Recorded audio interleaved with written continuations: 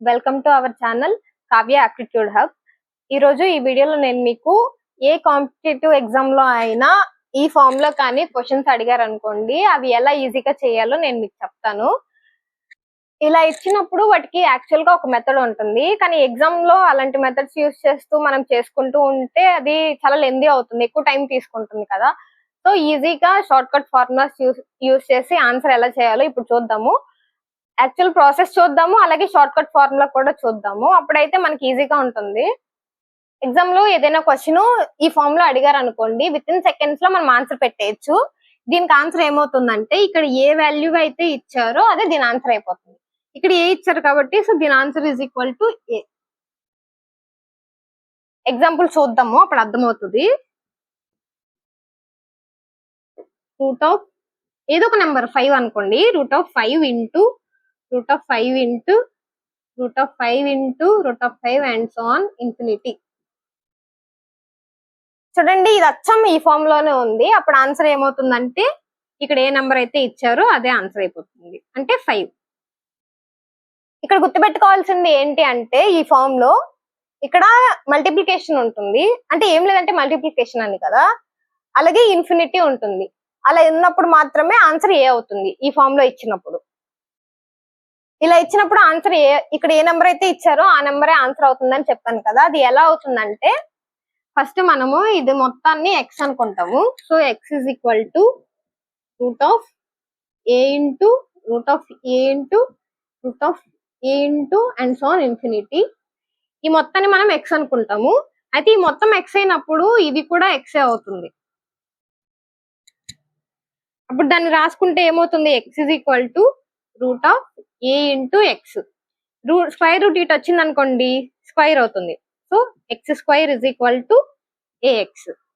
X once x x times, so x is equal to a. ఎలా వచ్చిందో అర్థమైంది కదా. కానీ ఇదంతా చేయకుండా డైరెక్ట్ గా ఇలా ఈ ఫామ్ లో ఇచ్చినప్పుడు ఏ అని ఆన్సర్ పెట్ట, ఏ అంటే అదే ఇక్కడ ఏ నెంబర్ అయితే ఇచ్చారో ఆ నెంబరే ఆన్సర్ గా పెట్టేస్తాము. ఇదేంటంటే ఇంకొక టైపు. ఇది ముందుది ఆల్మోస్ట్ ఈ సేమ్ గానే ఉంటది, కానీ ఇక్కడ డిఫరెన్స్ ఏంటంటే ఇక్కడ ఇన్ఫినిటీ ఉండదు, ముందు దానికి ఇన్ఫినిటీ ఉండుద్ది. ఇన్ఫినిటీ ఉన్నప్పుడు ఆన్సర్ ఏ పెట్టేస్తాము, కానీ ఇన్ఫినిటీ లేనప్పుడు ఆన్సర్ ఏమవుతుందంటే a power 2 power n minus 1 by 2 power n. ఇలా ఇచ్చినప్పుడు ఆన్సర్ ఇది అవుతుంది. ఇక్కడ n ఏంటంటే ఏ ఎన్ని టైమ్స్ రిపీట్ అయిందో ఆ వాల్యూని n ప్లేస్ లో సబ్స్టిట్యూట్ చేసుకుంటాము. ఒక ఎగ్జాంపుల్ చూద్దాము.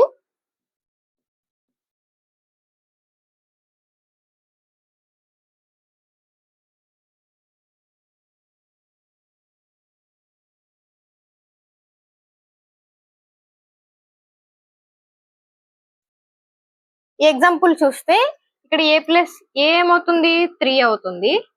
n ఏమవుతుంది, 3 ఎన్ని టైమ్స్ రిపీట్ అయింది, 4 టైమ్స్ కదా. So n equal to 4.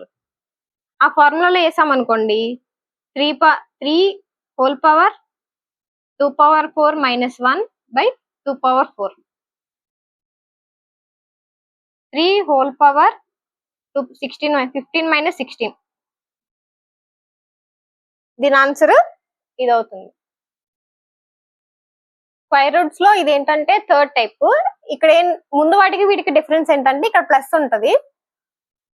ఇలా ఇచ్చినప్పుడు ఏం చేస్తామంటే, ఇక్కడ ఉన్న ఏని ఏమైనా 2 కన్సిక్యూటివ్ నెంబర్స్ యొక్క ప్రొడక్ట్ లాగా రాసుకుంటాం, అంటే n into n plus 1 form లో రాసుకుంటాం ఇక్కడ ఇచ్చిన ఏని. అయితే ఇక్కడ ప్లస్ ఉంది కాబట్టి ఆన్సర్ ఏమవుతుందంటే, ఇలా రాసుకున్న తర్వాత ఇలా ఏదైతే గ్రేటెస్ట్ వాల్యూ ఉంటుందో ఆ నెంబరే ఆన్సర్ అవుతుంది, అంటే n ప్లస్ 1 ఆన్సర్ అవుతుంది. ఎగ్జాంపుల్ చూద్దాము.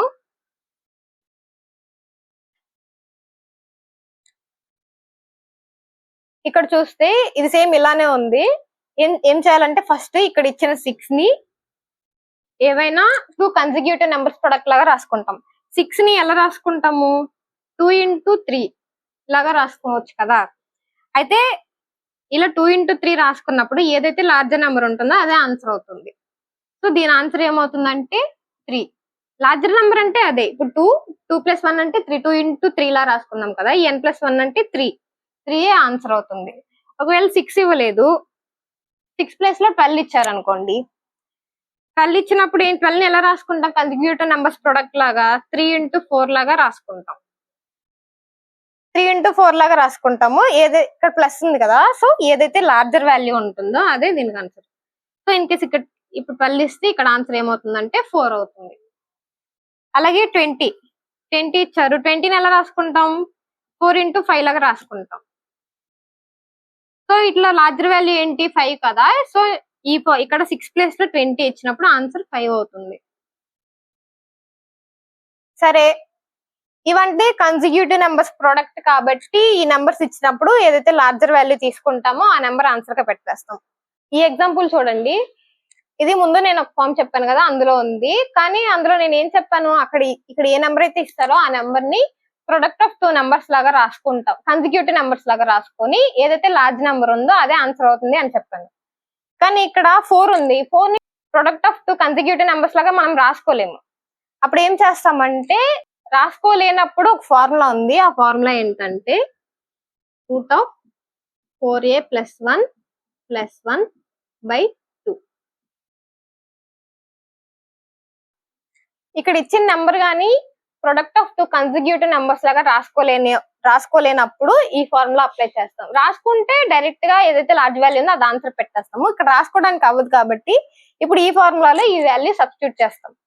అంటే √4 into ఏ వాల్యూ అంత 4 + 1 + 1/2. 4 into 4 16 అంటే √17 + 1/2. సో దీని ఆన్సర్ ఇది. ఇది 4th టైపు. ఇదేంటంటే ఇక్కడ ఇంతకు ముందు దాంట్లో ప్లస్ ఉంది కదా, ఇక్కడ ఏంటంటే మైనస్ ఉంటుంది. ఇక్కడ ఏంటంటే మైనస్ ఉంది కాబట్టి ఇచ్చిన నెంబర్ ని సేమ్ ముందులానే ప్రొడక్ట్ ఆఫ్ 2 కన్సిక్యూటివ్ నెంబర్స్ లాగా రాసుకుంటాము. కానీ ఇక్కడ మాత్రం స్మాల్ నెంబర్ ఆన్సర్ అవుతుంది. అంటే ఏని మనము n into n+1 ఫామ్ లో రాసుకుంటాము. రాసుకున్న తర్వాత ఈ స్మాలర్ వాల్యూ ఏదైతే ఉందో అదే ఆన్సర్ అవుతుంది దానికి.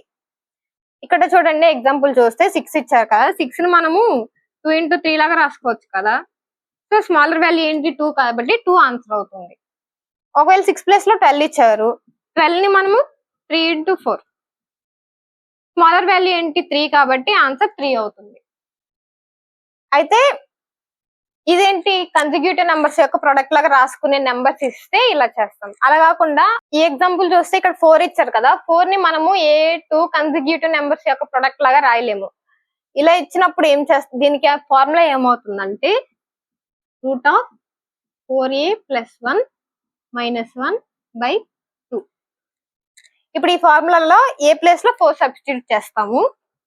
So √4 into 4 + 1 - 1/2 = √17 - 1/2. దీనికి ఆన్సర్ ఇది. ఇక్కడ మైనస్ ఇచ్చారు కాబట్టి ఇక్కడ కూడా మైనస్ తీసుకుంటాము. ఒకవేళ ముందు దాంట్లో ఇక్కడ ప్లస్ ఇచ్చారు కాబట్టి అక్కడ మనం ప్లస్ తీసుకుందాము. ముందు చెప్పిన వాటిల్లో అయితే ప్లస్ అయినా ఉంది, లేదంటే మైనస్ అయినా ఉంది. ఈ రెండు ఏంటంటే ప్లస్ మైనస్ రెండు ఉంటాయి, ఒకదాని తర్వాత ఒకటి ఉంటాయి. కాకపోతే ఈ రెండింటికి డిఫరెన్స్ ఏంటంటే ఇక్కడ ఏంటంటే ఫస్ట్ ప్లస్ తో స్టార్ట్ అయింది, ఇక్కడ వచ్చేసి ఫస్ట్ మైనస్ తో స్టార్ట్ అయింది.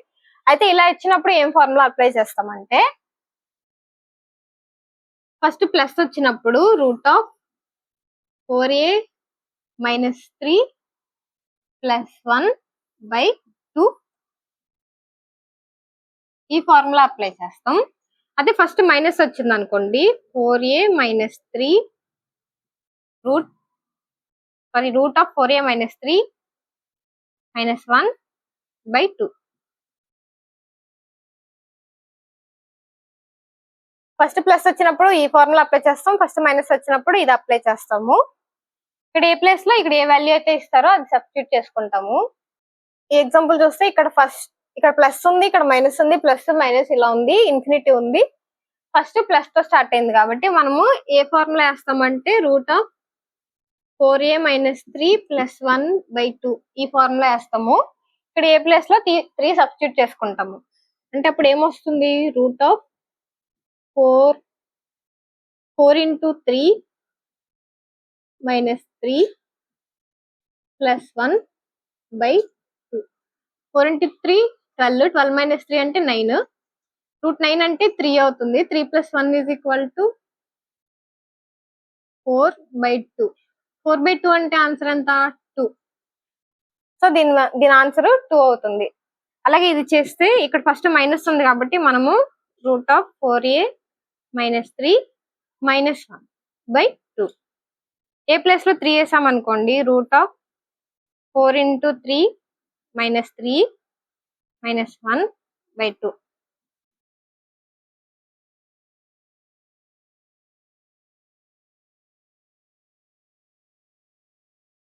త్రీ - 1/2 = 2/2 అంటే 1. దీని ఆన్సర్ వచ్చేసి 2 అయింది, దీని ఆన్సర్ వచ్చేసి 1 అయింది. ఇదేంటంటే ఇది 7th టైపు. ఇక్కడ ఏంటంటే డివిజిబిలిటీ సింబల్ ఇస్తారు. ఇలా ఇచ్చినప్పుడు ఆన్సర్ ఏమవుతుందంటే √3 అవుతుంది. అంటే ఇక్కడ ఇచ్చిన వాల్యూకి క్యూబ్డ్ రూట్ కడతాము. ఫర్ ఎగ్జాంపుల్ ఇక్కడ చూడండి, సేమ్ ఈ ఫామ్ లోనే ఉంది. ఇక్కడ 27 ఇచ్చారు అంటే ఏ 27 కదా. ఆన్సర్ ఏంటి √3 అంటే √27. 27 ని ఎలా రాసుకుంటాం, 3 క్యూబ్ లాగా రాసుకుంటాం. 3 క్యూబ్ తోటి క్యాన్సిల్ అయిపోతుంది, అప్పుడు ఆన్సర్ ఏమవుతుంది 3. సో ఇలా ఇచ్చినప్పుడు ఆన్సర్ 3. చూసారు కదా, ఇలా డిఫరెంట్ గా అడిగితే ఎలా చేయాలో. ఇలానే ఏ ఎగ్జామ్ లో ఎలాంటి క్వశ్చన్ ఇచ్చినా ఆ ఫార్ములాస్ యూజ్ చేసేసి మనం ఈజీగా ఆన్సర్ చేసేయచ్చు. మీకు కానీ ఈ వీడియో నచ్చితే like, share, subscribe to our channel Kavya aptitude hub. Thank you.